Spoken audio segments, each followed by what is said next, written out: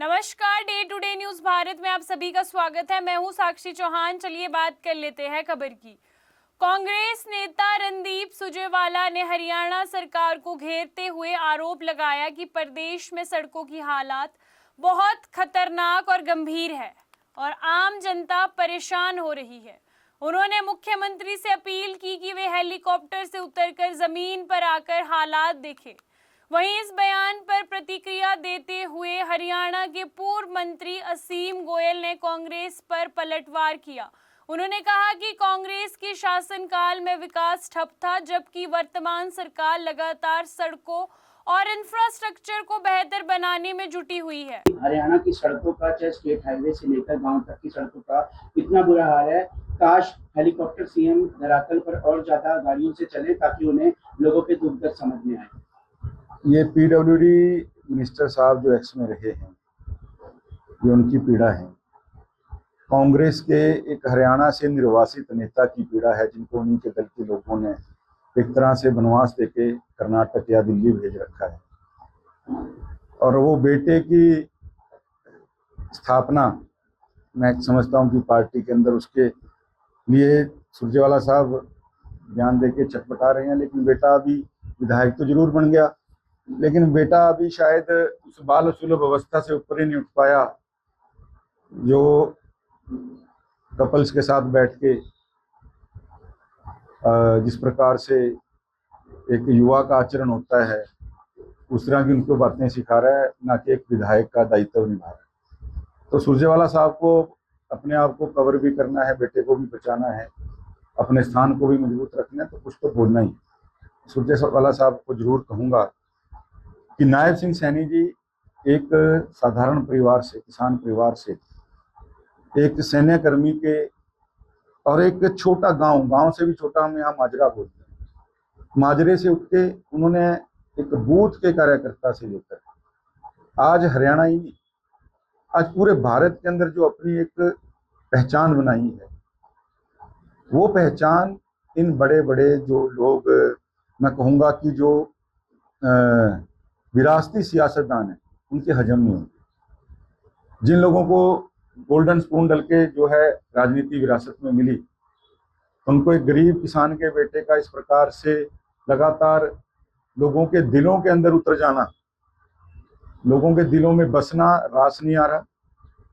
मैं सुरजेवाला साहब को कहना चाहता हूं कि जितना नायब सैनी जी एक दिन में लोगों को मिलते हैं, आपके सरकार के सारे मंत्री एक महीने में नहीं मिलते।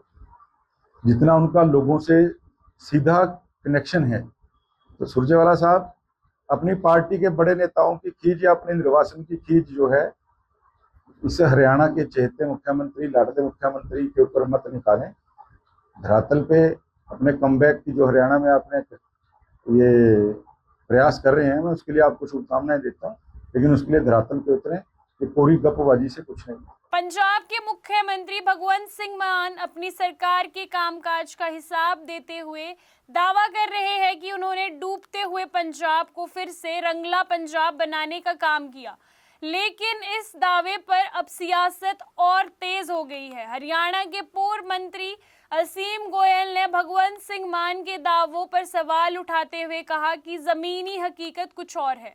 उन्होंने कहा कि पंजाब आज भी कई समस्याओं से जूझ रहा है और केवल दावे करने से हकीकत बदल नहीं जाती।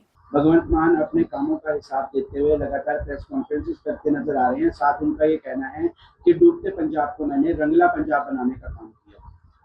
भगवंत मान जी शायद रात के 8 बजे और सुबह के 8 बजे का अंतर भूल के होंगे जब उन्होंने बयान दिया। मैं नहीं समझता रंगले पंजाब को उन्होंने डूबता हुआ पंजाब बनाने का काम किया है। और मैं समझता हूँ कि कोई भी मुख्यमंत्री रहा, उसने इतनी भाषा की मर्यादा, शालीनता जरूर रखी। वुमेन डे के ऊपर भगवंत मान साहब क्या कह रहे हैं महिलाओं को लेकर, और जिस प्रकार की उन्होंने थोथी घोषणाएं की थी, आम आदमी पार्टी जो उनके एजेंडे में था, कोई प्रोटोकॉल नहीं लेंगे, बंगले नहीं देंगे। आज सबसे ज्यादा प्रोटोकॉल अगर इस पंजाब के इतिहास में लगा है इन लोगों ने। जो बात इन्होंने की उससे बिल्कुल थोथरी बात करते हैं, बिल्कुल उल्टी बात करते हैं लोगों का ध्यान भटकाने के लिए। और मैं उनका बयान देख रहा था अभी, उन्होंने कहा कि भाई अगर पुरानी सरकारों ने काम किया होता तो हमें भी स्टेज छोड़ के स्टेट ना संभालनी पड़ती।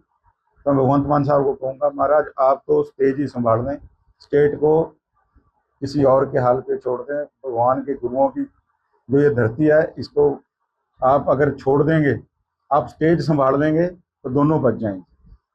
भगवान सलाह भी है कि मान्यवर बयान एक तो आप डिक्लेरेशन दिया करें कि मैं अपने पूरे होशोवास में बयान दे रहा हूँ, क्योंकि आपका तो ये भी नहीं पता कि आप किस अवस्था के अंदर बयान देंगे, आपके खुद ही याद नहीं रहेगा, कल को कोई पूछ लेगा।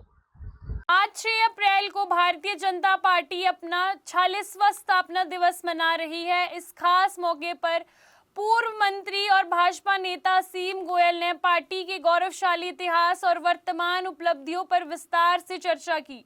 असीम गोयल ने बताया कि 6 अप्रैल 1980 को लाखों कर्मठ कार्यकर्ताओं के परिश्रम और अटल बिहारी वाजपेयी, लाल कृष्ण अडवाणी और मुरली मनोहर जोशी जैसे दिग्गज नेताओं के संकल्प से इस पार्टी की नींव रखी गई थी। असीम गोयल ने कहा कि भारत ही नहीं बल्कि पूरे विश्व का सबसे बड़ा राजनीतिक दल बनकर भारतीय जनता पार्टी सामने आई है। मुझे गौरव महसूस होता है, मैं भाजपा का एक सामान्य कार्यकर्ता हूं। आज 6 अप्रैल को 46 साल भारतीय जनता पार्टी की स्थापना को पूर्ण हुए हैं। 6 अप्रैल 1980 को लाखों कार्यकर्ताओं के कर्मठ परिश्रम से आदरणीय अटल बिहारी वाजपेयी जी, आदरणीय लाल कृष्ण अडवाणी जी, मुरली मनोहर जोशी जी, राजमाता विजयराजे सिंधिया जी, आदरणीय सूरजभान जी जैसे पार्टी के वरिष्ठ नेताओं ने एक संकल्प लिया था मां भारती की सेवा का, और वो बीज जो उस समय रोपा था आज एक वट वृक्ष बना है।